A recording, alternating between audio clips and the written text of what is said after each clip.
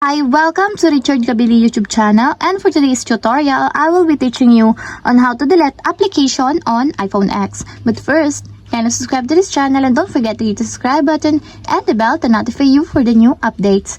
And let's start. Using your iPhone X from your home screen, first go to Settings.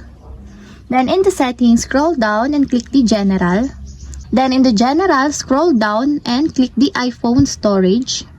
Then after that, in the iPhone storage, you can now choose the applications that you want to delete. For example, I want to delete this application. Then all you have to do is just tap. Then find the delete app located on the lower part of this screen. And take note, deleting app, this will delete the app and all related data from this iPhone.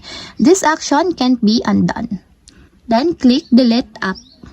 And the pop-up will appear. Then click again the delete app. And that's it. We have successfully deleted apps on iPhone X. If you have a question, can you comment down below, and don't forget to hit the subscribe button and the bell to notify you for my new updates. And thank you for watching!